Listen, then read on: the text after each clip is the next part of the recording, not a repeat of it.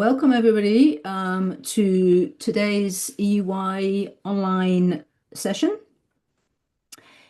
Just a few words about the EUY. I know probably most of you are fairly familiar with the EUY, but sometimes when people are looking at the recording, they may or may not know about the EUY. So European Union of Yoga, founded in 1971. And since 1973 has been organizing an annual yoga congress in Sinal, Switzerland, where our guest speaker today, Marta, was teaching last year, I think it was.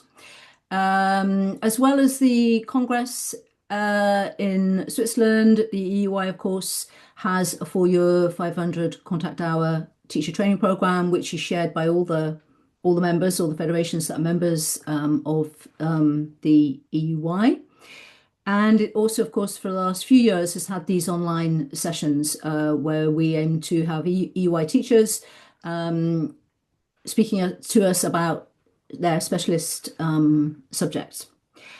And today we're very pleased to have Marta. So Marta Bort from the Spanish Federation of Yoga. Marta has been a teacher of yoga and a trainer for many years. She's also a nutritionist and Ayurvedic therapist, and she's been working in those fields for about 20 years. She collaborated on a book entitled The Heart of Akasha, The Beauty of Meditation. So clearly an excellent guide for today's topic, which is weaving calm in times of storm, yoga, Ayurveda, and Nidra. Marta, over to you. Thank you. Is possible to put the PowerPoint?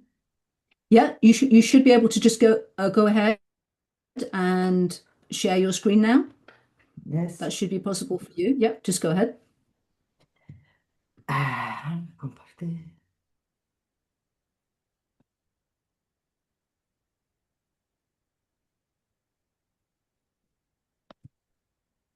Here we go. Yep, great.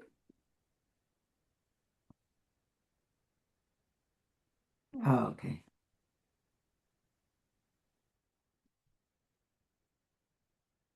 First, thank you for being here.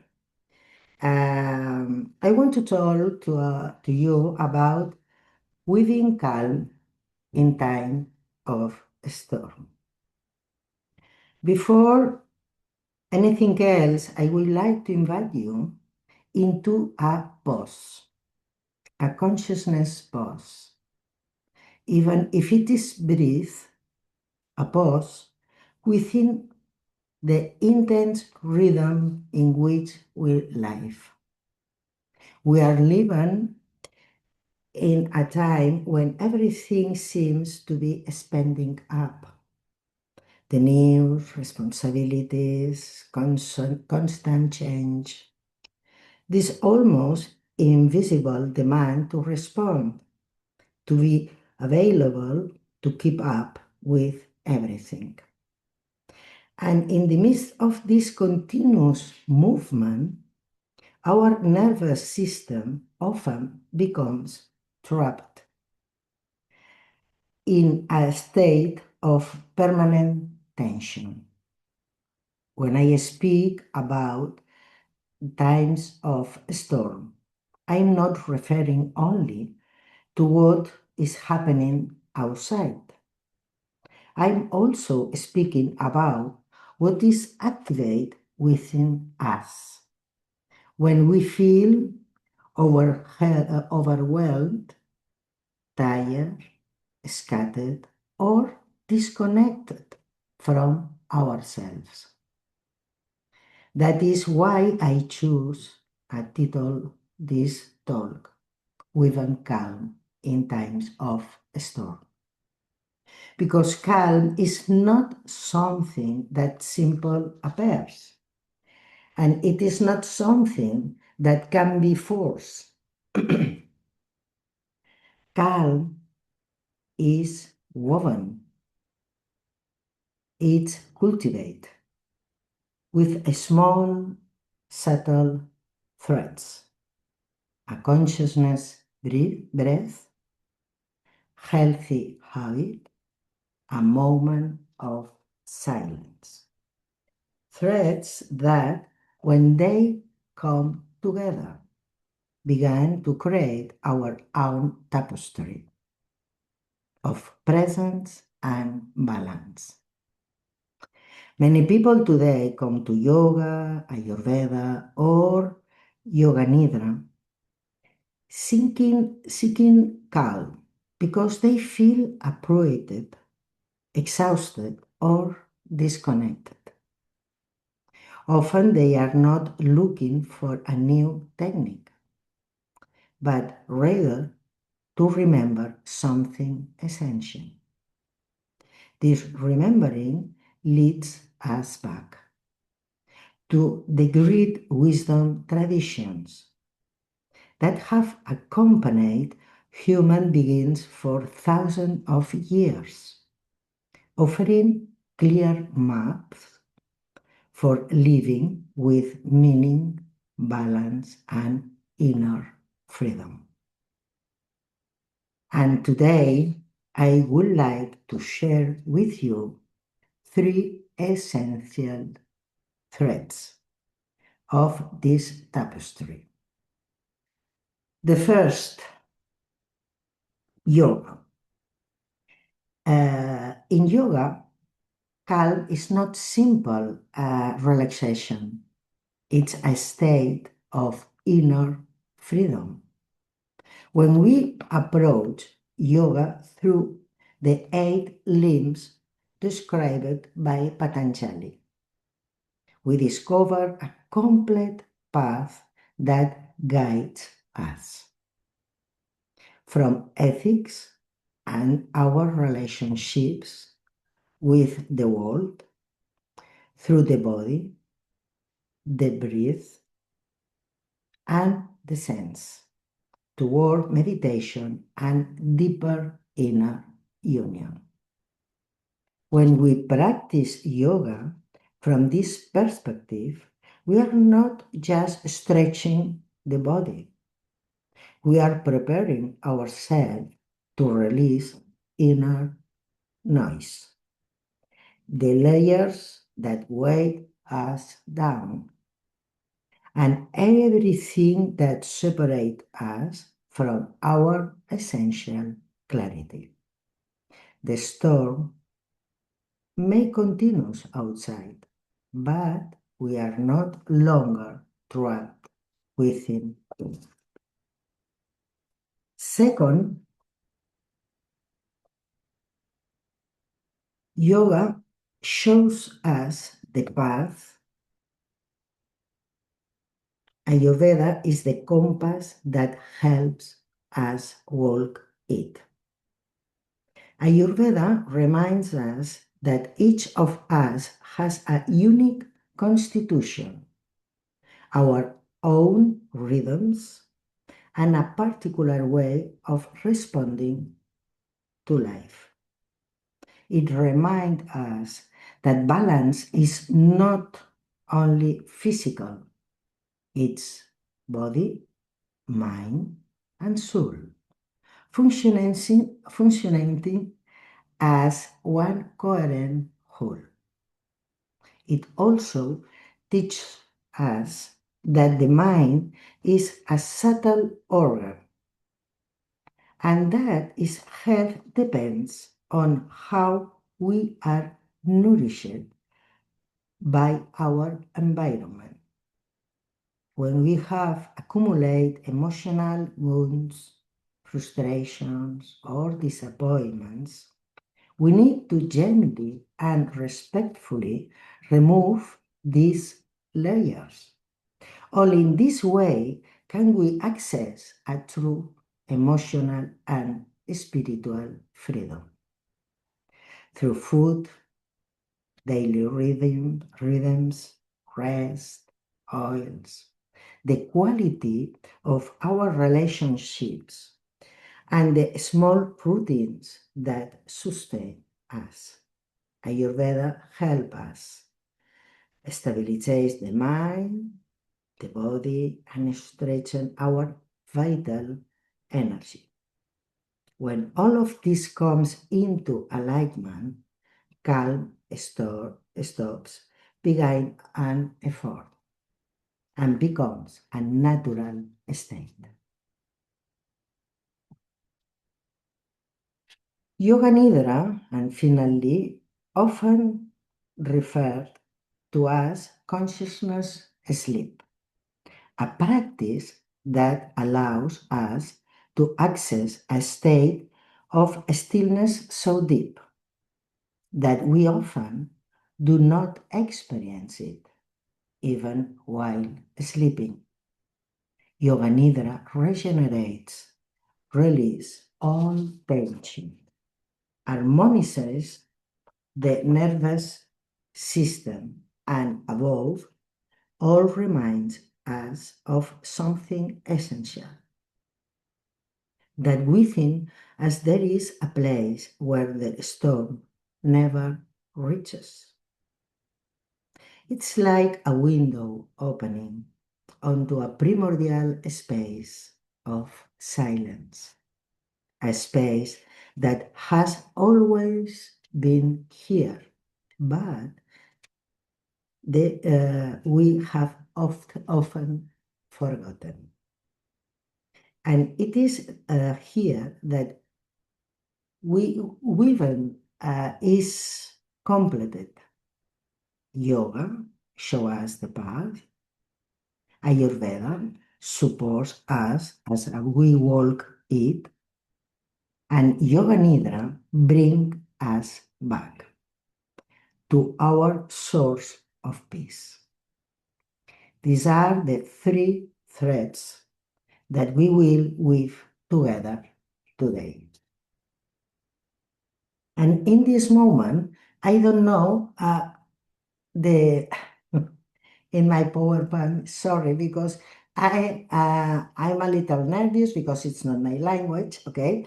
And now I look at the PowerPoint and oh my God, I don't know where is this. And one moment, please, because I need.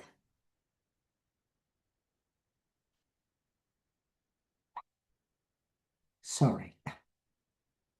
Up.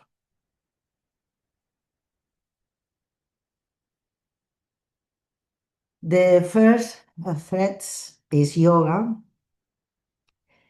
In yoga, calm is not a simple relaxation. It's a state of inner freedom. When we approach yoga through the 8 lines described by Patanjali, we discover a complete and progressive path that guides us. This path includes yama and niyama, ethics and our relationships with ourselves and with the world. Asana, stability and presence in the body. Pranayama, regulation of vital energy. Pratyahara, withdrawal of the sense. Dharana, the capacity for focus. Dhyana, meditation. And samadhi, liberation and deep inner union.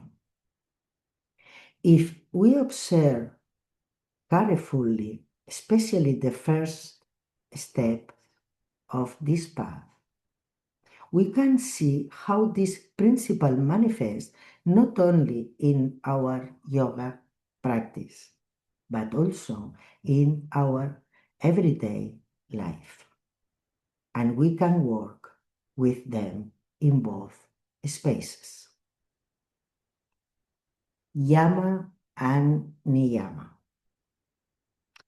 When we practice satya through fullness, we are accepting who we are without needing to prove who we are not.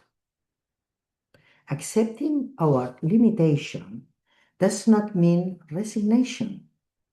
It means recognizing them so that we can work with them and continue evolving. Within the niyamas, we find, for example, Santosha, the contentment. Santosha invites us to appreciate what is present, nourishing an inner state of satisfaction and quiet joy. Asana, stability, presence. For example, when we practice an asana and we force it, when we bring too much tension or violence into the posture, we are often expressing a way of acting that also appears in our daily life. An asana, instead, can be practiced with softness, listening to the body and allowing the resistances that arise to slowly dissolve. This attitude teaches us a great deal because when in daily life we encounter a situation that resists us, we can learn to meet it without violence, ahimsa, by sensing what the possible step is in that moment and how to move forward toward where we want to go. Pranayama. Breath helps us calm the mind. Yoga reminds us that breathing is not only a mechanical act, but a direct bridge between the body and the mind. Through pranayama, we learn to regulate the vital energy and at the same time the nervous system. I think sometimes when we are breathing very fast, your mind thinking very fast, and when you feel okay, change your breath, and the mind calm down. I think it's very important to this tool for me in pranayama every day. When the breath is short, agitated, or irregular, the mind tends to accelerate. When the breath becomes consciousness, slow and deep, the nervous system receives a message of safety.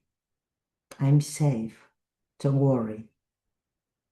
In this sense, pranayama is not only an energetic technique, but a very powerful tool for moving out of the constant survival mode in which many people live today.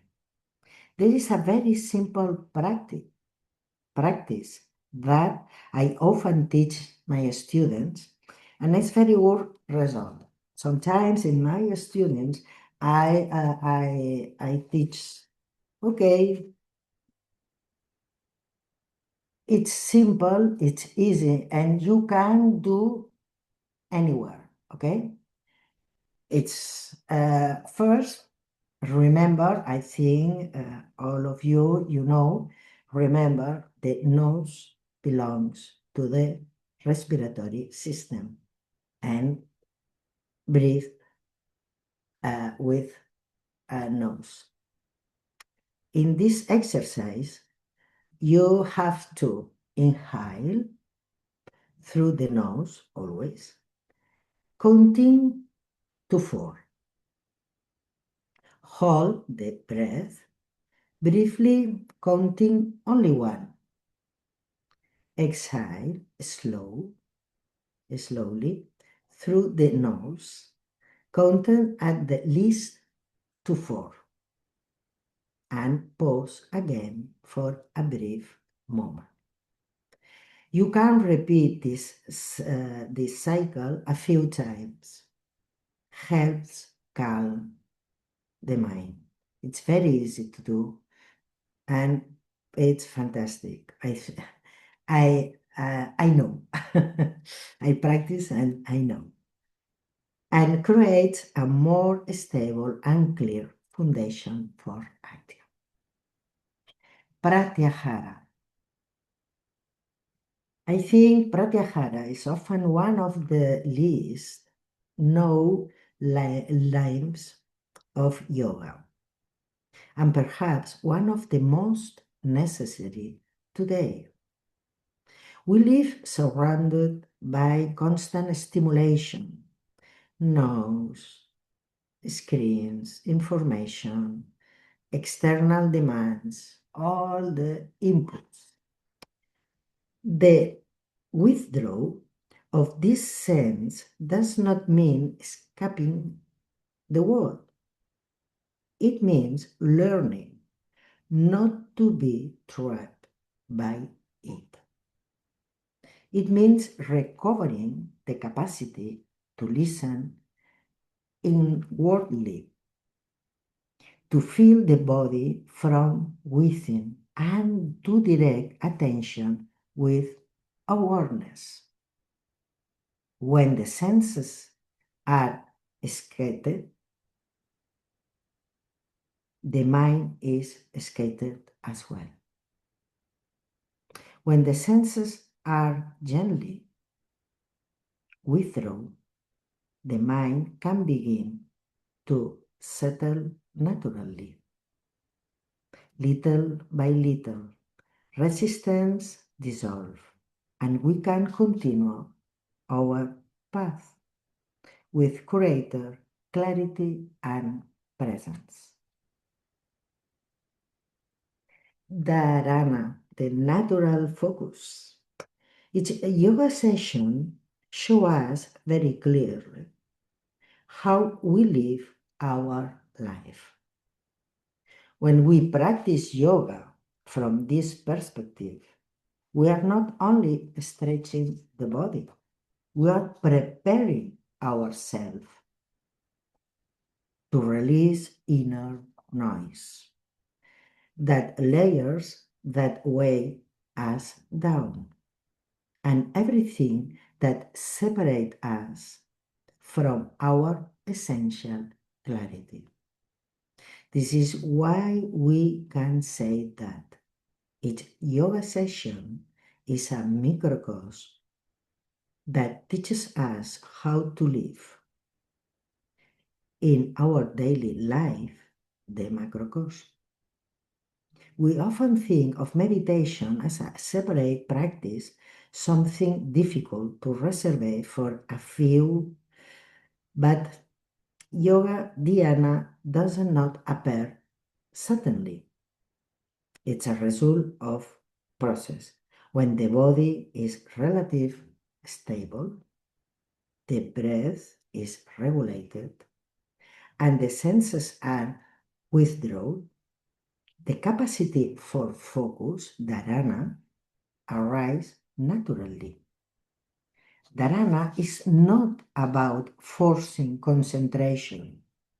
It is the ability to stay with one thing without being constantly pulled away. It is steady, gentle attention that becomes possible when the body and the nervous system feel safe. From this quality of focus, dhyana meditation can emerge. Meditation then is not longer something we do, but a state that manifests, a continuous flow of awareness without effort. And when this state depends even further, there can be moments of samadhi, not as something extraordinary or distant, but as an experience of inner freedom. Moments in which we are not longer identified, with the noise of the mind or the external storm, but rooted in clarity and presence. This reminds us that deep calm cannot be imposed. It cannot be forced. It emerges when the right conditions are present. The storm may continue outside, but we are not longer trapped within it. Everything we have explored through yoga speak of a deep inner transformation, a path that helps us regulate the mind, inhabit the body with awareness, and avoid being captured by the external storm. But this path does not live only on the mat. It is tested in daily life, in our rhythms, in how we eat, in how we rest, how we relate, and how we sustain our energy over time. And this is where Ayurveda comes in.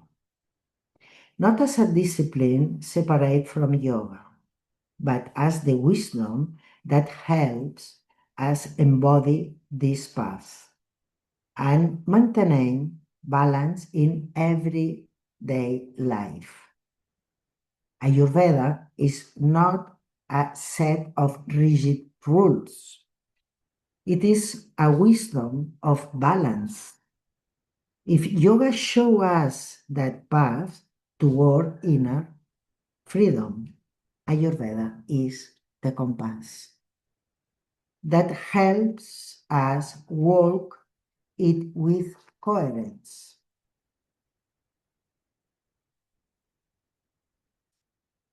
One thing I like in Ayurveda is this: we are not all the same. I think it's fundamental understand this. Each person has a unique constitution, their own rhythms, and the particular way of responding to life. For this reason, balance cannot be a universal formula. What is beneficial for one person may not be beneficial for another, and recognizes this difference is deeply liberating. For example, some people need to sleep 8 hours or more to feel rested, and others only 6, 5, or 7. Or for example, some can skip meals without difficulty, while others need to eat every few hours, or they become irritable or exhausted. Why is this happening? This is very common question and also a very important one. According to Ayurveda, the entire universe is composed of 5 elements: space, Akasha, air, Vayu, fire, Agni, water, Hala, and earth, Prithvi. Everything that exists is made of these 5 elements, all, but in a different proportions. Ayurveda explained that at the moment when the ovum is fertilized by the sperm, in this specific moment, the proportion of these 5 elements is established. This unique combination is what we call our constitution or prakriti. That is why Ayurveda says that each person is unique. Each of us is born with a particular proportion of elements, and this proportion does not change throughout life. No change. You can change your, I don't know, what you feel or many things, okay? But this you can change. It's important to know your constitution, because if you know your constitution, you understand what I think that or what I do that or many things, okay? It's very important. What can change is not our constitution itself, but whether is it balanced or out of balance. From these 5 elements, Ayurveda describes 3 prakriti or constitution: Vata, Pitta, and Kapha. We all have all 3, but usually no one or 2 are predominant. First, Vata constitution. Elements, air and space, okay? It's movement, it's creativity. If you feel, no? Space, air, it's subtle. It's subtle, okay? And but the constitution is subtle too. It is reflect both in the body and in the mind. In the body, for example, the bones are small, are lighter, it's thinner body structure, dry skin, cold hands and feet, and a lot of irregularity. Irregular digestion. 1 week it works very well, the next week not so much.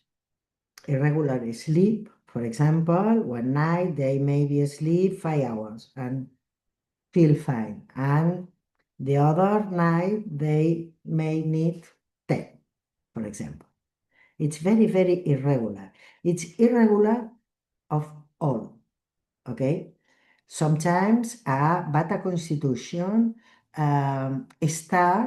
for example, start to read a book and, okay, I don't like, and close the book. And, okay, I read another book, okay? Or I start a course and, okay, it's very boring, I don't like, I don't do. This is normal in Vata constitution. Mentally, Vata people are usually very creative. The mind always thinking, always, always, always. I think it's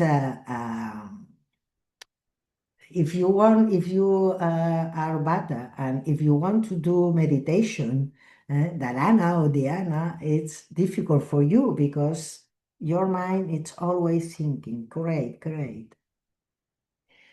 They have many ideas. The mind is always active, always moving because Vata is moving. Under stress, Vata toward fear and anxiety. When they get angry, they might say everything they are thinking. Or, but 10 minutes later, invite you a coffee. It's okay, I tell, it's nice. The emotion rises quickly and also settles quickly. Pitta. Pitta, the predominant elements is fire and small water. Is transformation, is clarity, clarity. Pitta people usually have a strong digestive fire, a sharp and focused mind, create capacity for understanding and analysis. I think it's the Pitta people is very intelligent. After eating 3 or 4 hours later, may already feel hungry again. And if a Pitta person is hungry, it's better that they eat because become angry. Sure, it's fantastic when you can see that. Under stress, Pitta tends toward irritation, impatience, or anger. They are usually very intelligent, very efficient, and often natural leaders, but also very demanding, both with themselves and with others. And Kapha.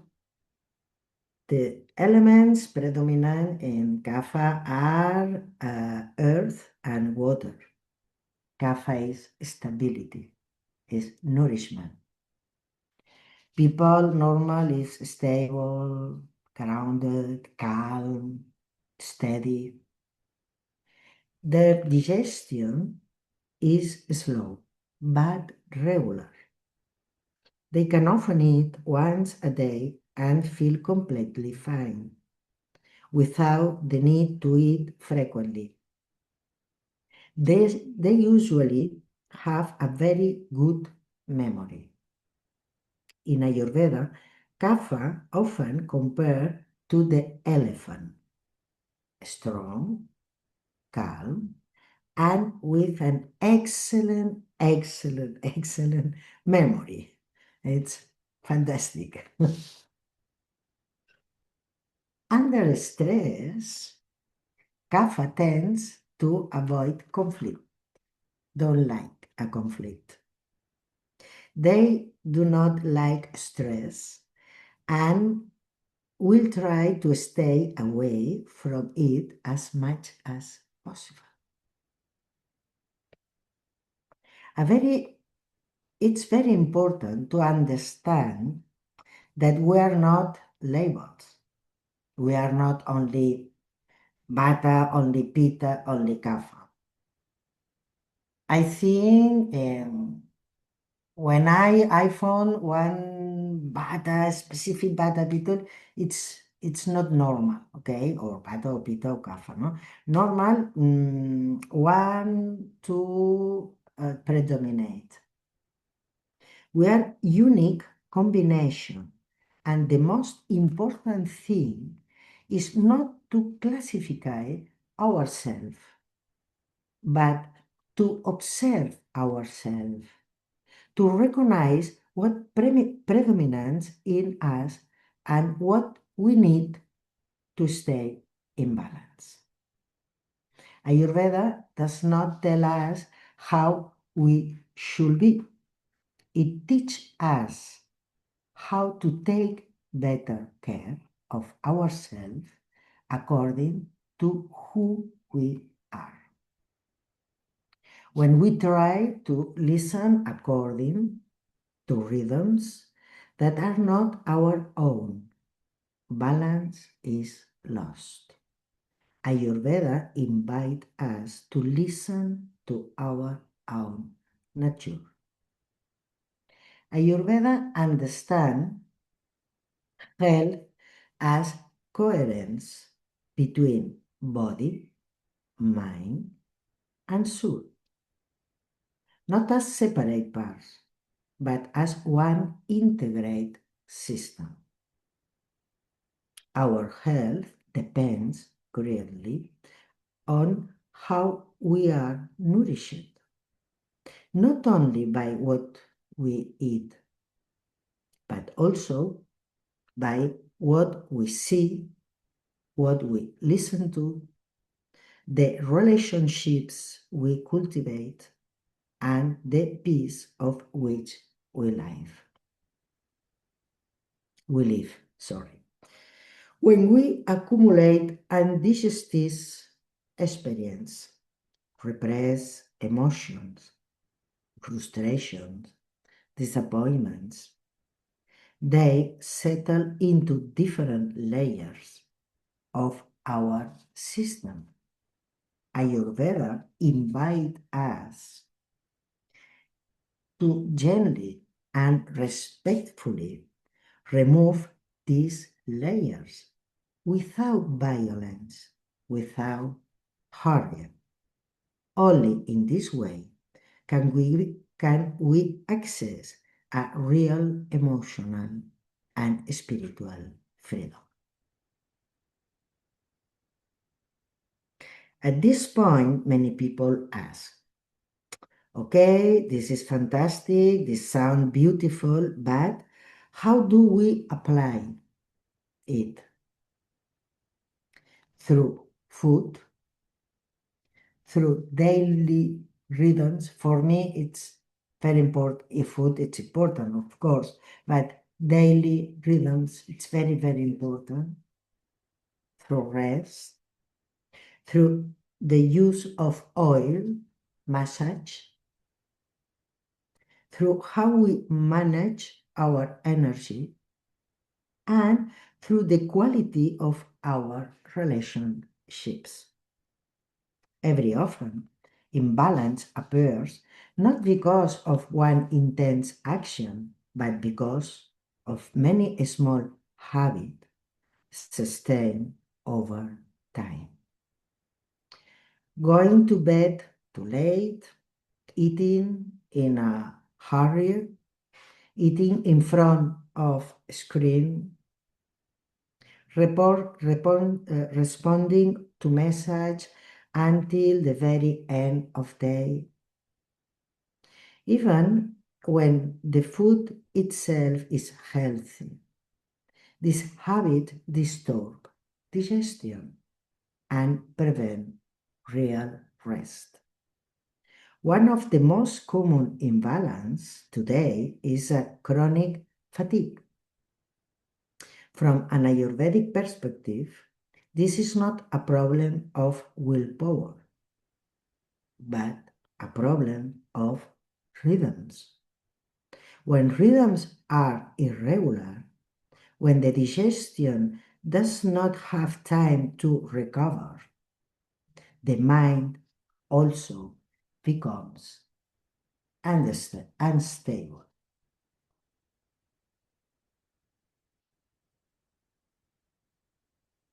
Ayurveda is not about doing everything perfectly.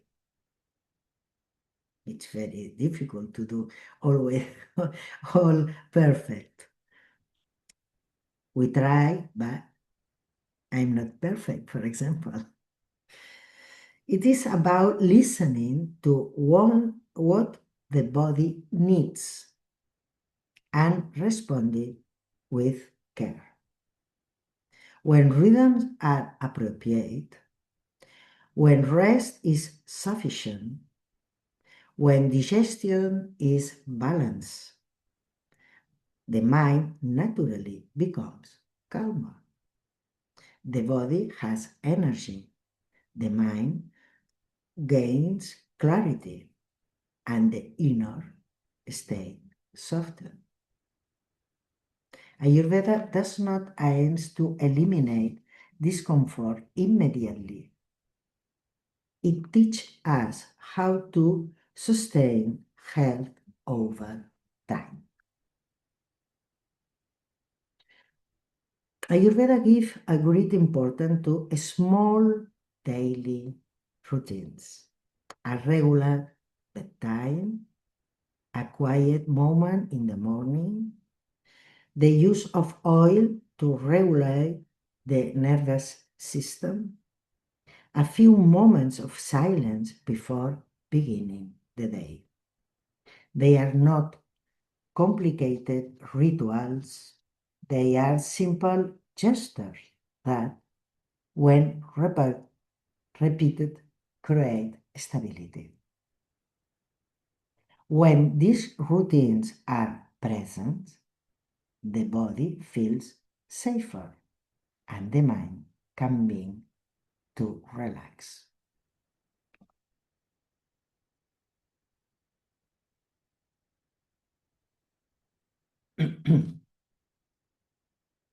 Ayurveda speaks of three essential forces that sustain life: prana, tejas, and ojas. Prana, our vital energy. Tejas, our inner fire and capacity for transformation. Ojas, our deep reserve of stability and resilience.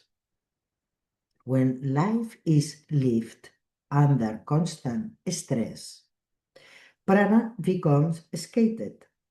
We feel tired yet restless. When there is excessive pressure of self-demand, tejas becomes aggressive, irritability, impatience, and rigidity. When rest and nourishment are lacking, ojas become depleted. Resilience weakens. Ayurveda does not seek to stimulate us more, but to protect and nourish these vital forces. When prana, tejas, and ojas are in balance, we feel grounded, clear, and supported from within. Losing health is easy. Sustain it requires awareness and self-knowledge. When health is present, calm is no longer an effort. It becomes a natural state. In this way, Ayurveda teaches us how to create a stable ground. A ground where the work of yoga can take root and where the mind can truly begin to rest. And when the body is supported and rhythms are respected, a deeper kind of rest becomes possible. This is where the third threads of our giving appears. Yoga Nidra.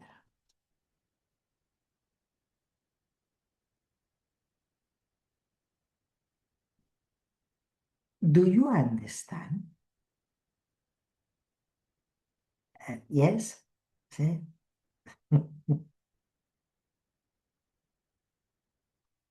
Because sometimes I think, I don't know, I explain, I don't know if I understand. Okay, perfect. You're very clear. Thank you. Okay. The the third thread is Yoga Nidra. Yoga Nidra often described as a consciousness sleep. But within the Satyananda tradition, it is understood as something much deeper.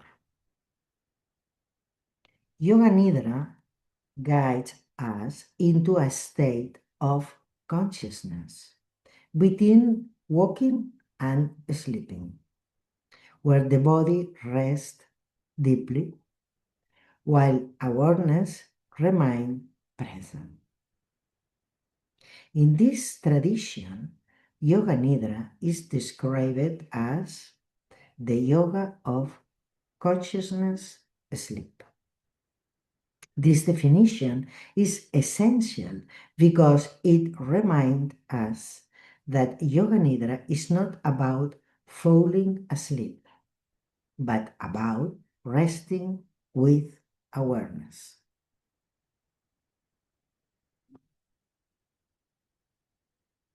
Yoga Nidra allows the release of tension. Three levels: physical body, mental body, and emotional layer. This means that Yoga Nidra does not only relax the muscles, it allows deeply held tensions, sometimes accumulate over many years, to gradually dissolve. This is why many people experience a sense of clarity and grounding after practice, and often say they feel more rested than after ordinary sleep. And one thing that my students say is, in this moment, I feel clarity. I think it's important. You can see clarity. Why? Because you feel calm. You are calm state, and if you can see all, I don't know all, but clarity. It's important.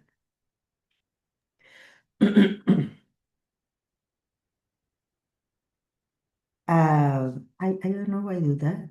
Mhm. Another essential aspect of Yoga Nidra is that it does not require effort. There is no need to concentrate intensely, no need to control the breath, no need to do it right. Yoga Nidra works precisely because the mind is allowed to let go of control. In a culture that constantly demands action, this absence of effort is deeply therapeutic. Yoga Nidra invites us to allow the body to rest, to allow the nervous system to soften, to allow awareness to simply remain present. From the perspective of the nervous system, Yoga Nidra creates a profound sense of safety. When the body is lying down, supported and still, and attention is gently guided, the nervous system can shift out of, this is for me difficult to pronounce, okay? Of fit or flit mode. It's difficult for me, no?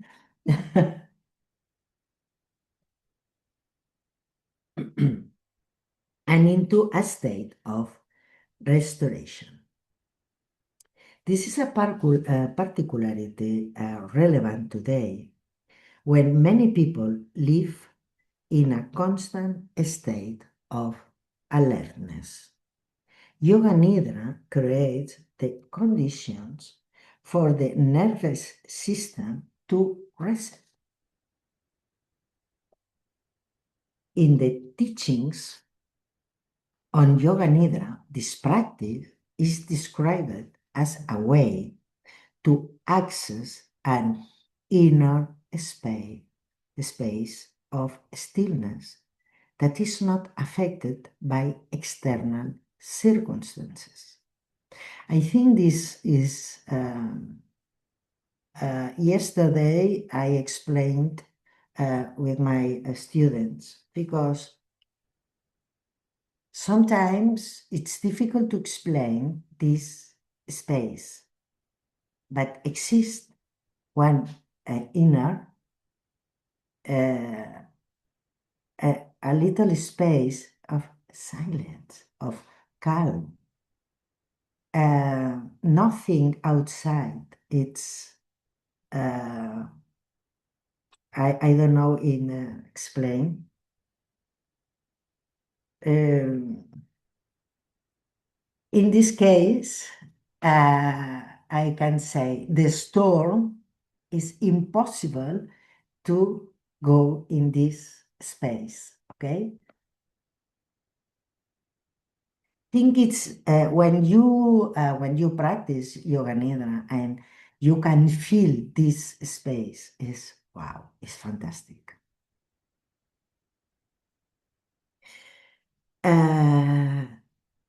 This space is not created by the practice.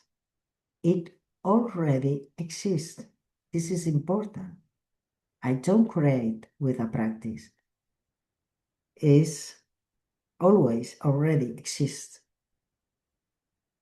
Yoga Nidra simple helps us remember it.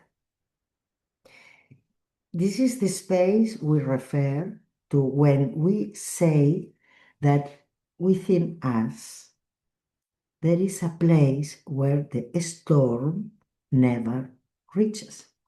I don't remember this word. Reaches. A space of silence, of safety, of deep presence.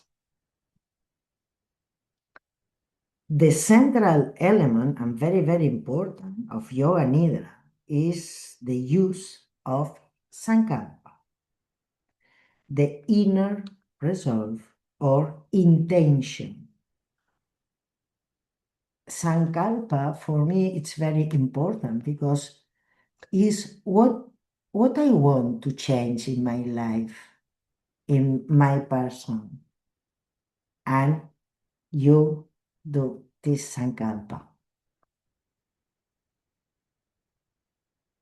In this deeply receptive state, the Sankalpa acts like a seed planted in fertile soil. Transformation does not come from force, but from clarity, repetition, and stillness.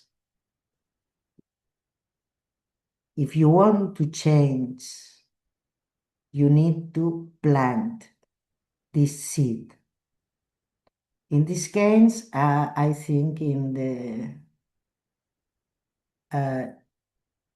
subconsciousness, I don't know, it's the name, subconsciousness, yes, thank you. And it's in this part, this seed, okay?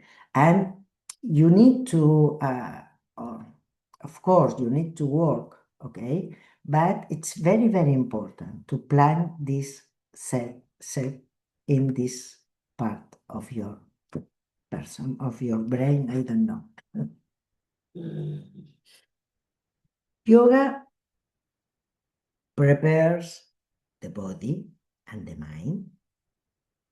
Ayurveda sustains the rhythms, energy, and ground. And Nidra yoga allows all this work to be assimilated and integrated. Yoga Nidra is not an addition at the end. It is the space where entire process can rest and transform. When the body is deeply rested, when the nervous system feels safe, and awareness remains present, calm no longer needs to be sought. It becomes accessible, available, real. Yoga shows us the path. Ayurveda sustains us along the way, and Nidra Yoga brings us back to our source of peace.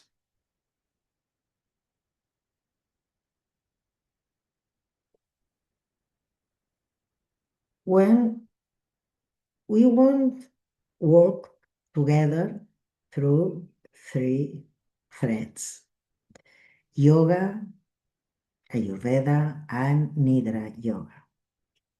Three paths that are not separate. This is important. It's not separate. You can work together.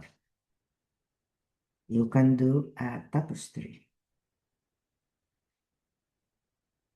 It's complementary ways of accompanying ourselves through life. Yoga shows us the path towards inner freedom. It teaches us to observe ourselves and inhabit the body with awareness, to regulate the mind, and to respond rather than react when the storm appears. Ayurveda helps us sustain this path in everyday life.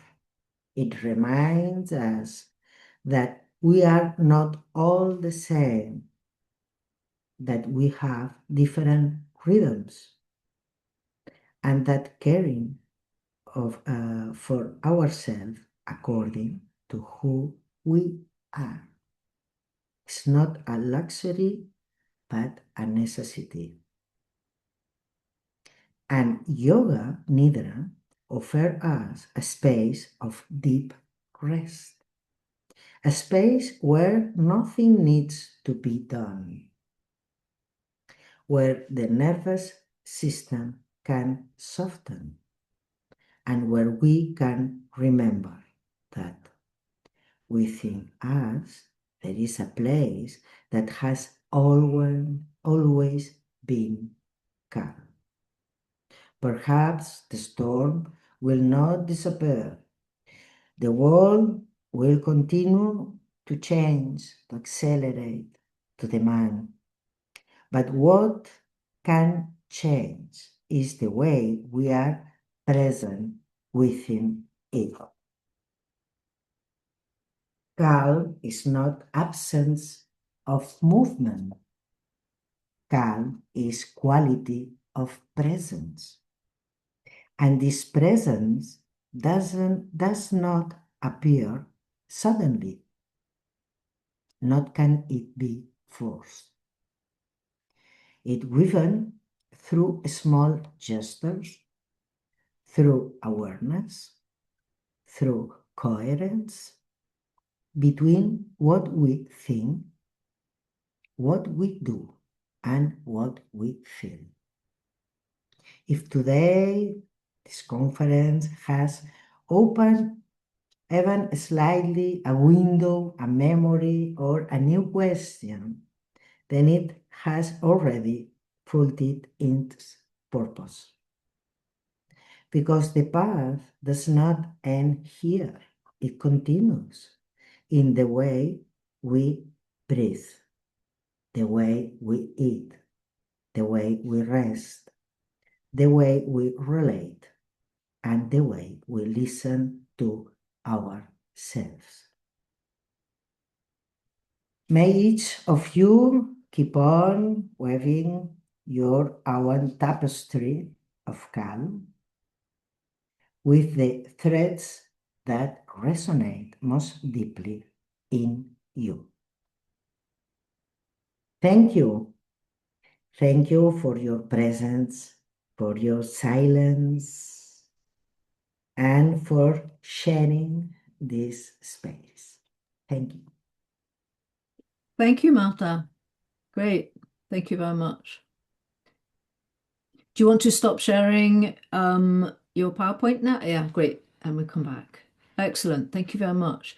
So we've already had one question in the chat. We can maybe start with that. So I had understood at one point, Marta, that you said that our constitution never changes throughout life. It's all the same throughout life. But Laura was asking for a clarification, and she might want to come on in a moment. So she says, if I am 80% Pitta, 10% Kapha, and 10% Vata, I might, after practicing yoga for a while, become 33% of each.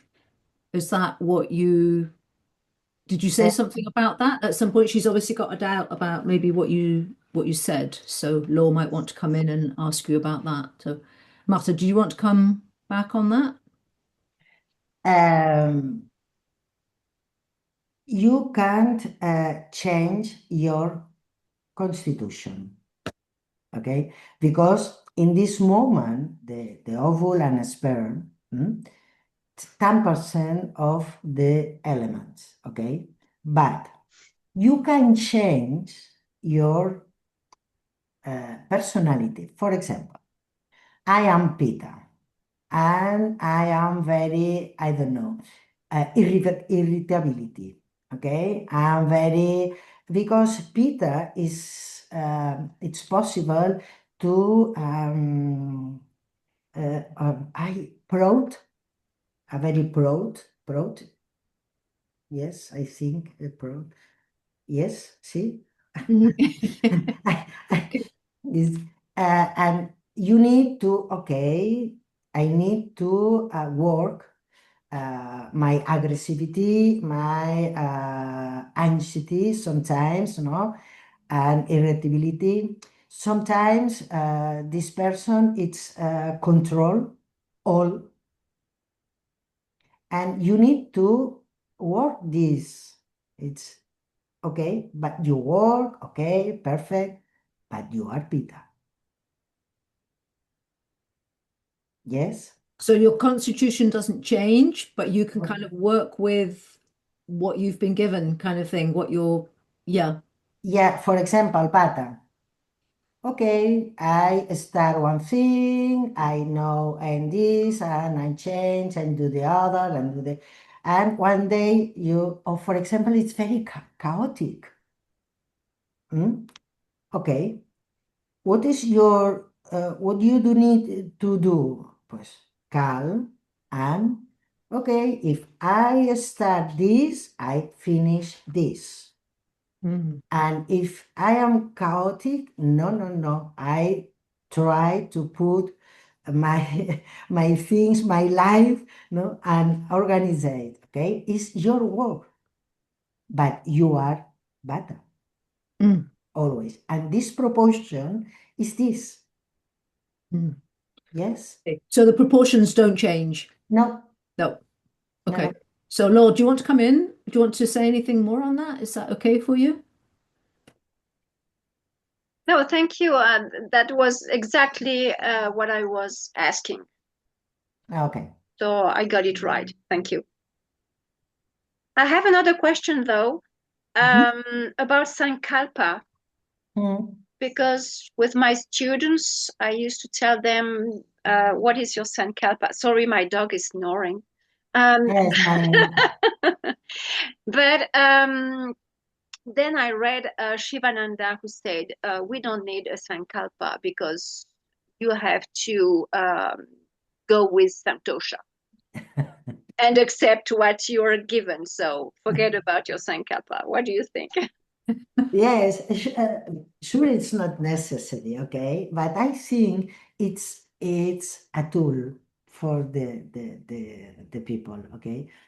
They need, I think they need something to create in inner, okay?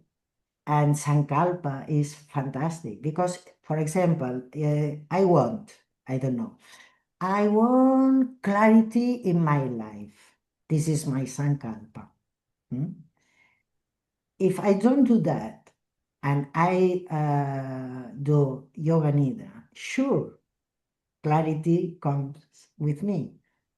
But if I say, my Sankalpa is clarity, you put your intention in this. And I think you put your energy, and it's easier, comes clarity. Yes. And I think it's a good tool. Hi, Alan. Does anybody else want to ask a question or get a clarification from Marta about anything that she's said in her talk?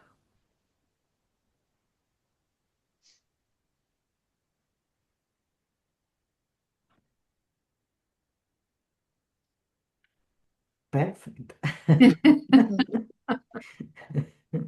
I explained a very clarity. It's not my language, and I try to do that.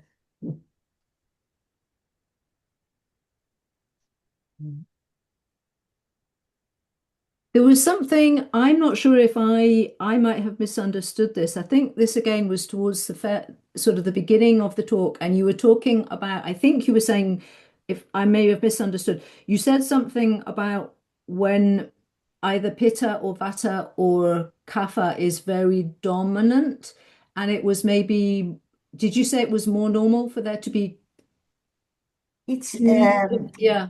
it's possible. I don't know. It's possible to a person only Vata, or only Pitta. I know one student is Vata. It's pure. It's all. It's fantastic because if you want to balance, it's very easy.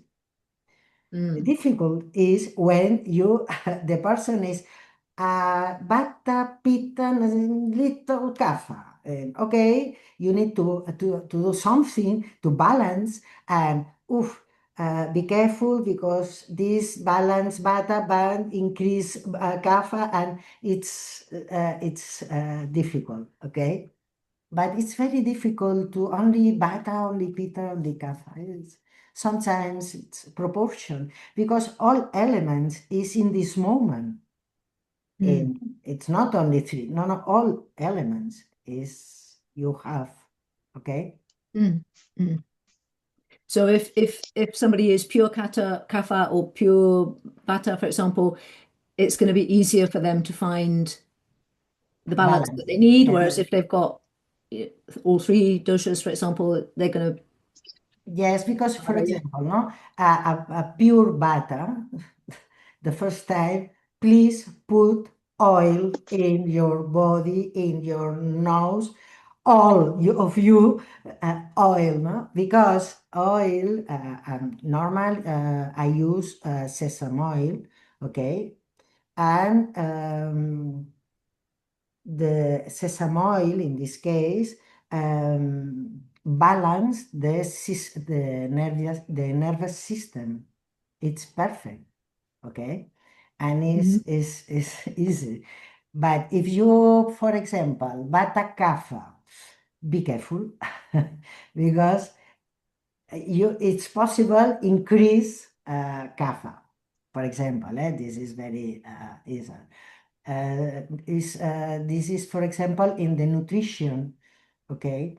You need something to nourish this vata, and you think, okay, but I have this kapha, be careful because I need to control, don't increase, okay? So it would happen, for example, occasionally that, say you were working with somebody who was Vata Kapha, maybe they would come back and see you, and you would see signs that the balance wasn't there. You would be seeing the signs that you hadn't quite got the balance right. Yes, yes. Yeah. And normal, when the people, the first imbalance is Vata dosha. Is the first. Because it's space, it's air, and it's very easy to imbalance, no? And when and Vata dosha is movement, and increase Vata dosha and take your other dosha. And yes, take I think I explained. Take the other dosha and imbalance too. And if you control Vata, you control normal the others. And you can do oil, massage, rhythms. It's very important, the rhythms. Eat, what do you eat is sure, no? Sometimes people say, no, I am eat very healthy. Okay, fantastic. But it's possible what you eat, it's not for you, it's for another person, no? It's, for example, no? Every morning I drink warm water with lemon. Perfect. But if you are Pitta, it's very bad because lemon is acidity, has a fire element, and you are Pitta. You have fire element. You don't need more fire element. But for example, your friend is Kapha, is fantastic. And normal is, oh, I know one thing, it's very, very, very fantastic. Oh, what? No? And all the doing the same, no? Okay, be careful because I am Kapha, you are Pitta, and you are Vata, no? It's this.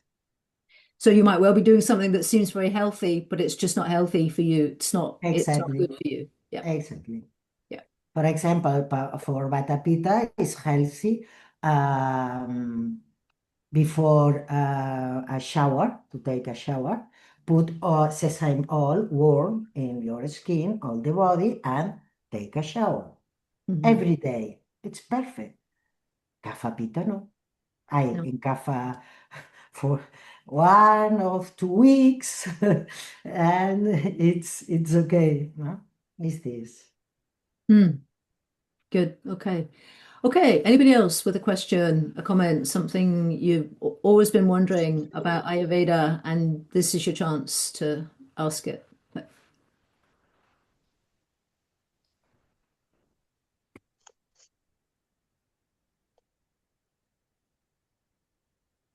No. Oh, somebody's, yeah, who's Amel, did you want to say something or? No. It's my dog.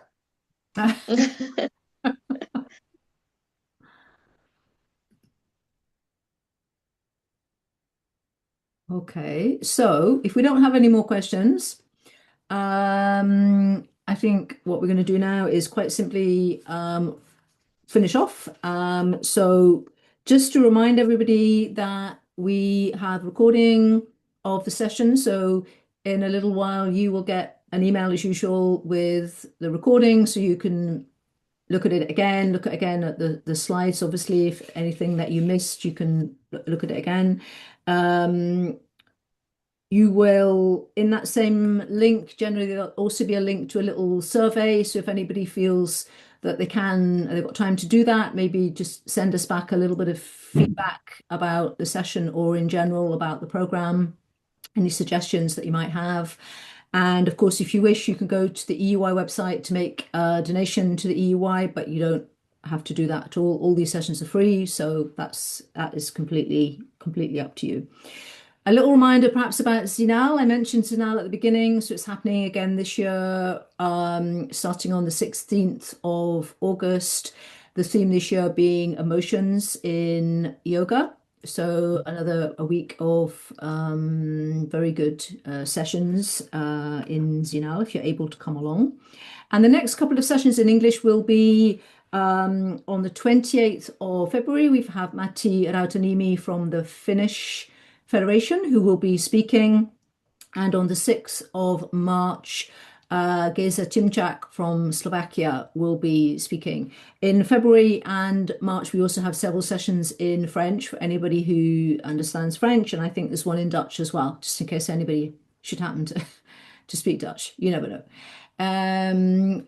But I think mainly the thing to end on is really thanking Marta really very much indeed for her very clear presentation, very nice slides, giving us, this nice connection between yoga and Ayurveda and Yoga Nidra, and really clarifying, I think, for us quite a lot of aspects around Yoga Nidra, and also particularly thanking her for taking the trouble to be here and speaking in English, because obviously opens it up to people who maybe wouldn't be able to follow all of this in Spanish. So thank you very much for that, Marta. We really do appreciate it. And wishing you all a very nice evening, a very nice weekend, and we will see you all again soon. Thank you very much. Thank you. Thank you. Thank you. Thank you. Bye-bye, everybody.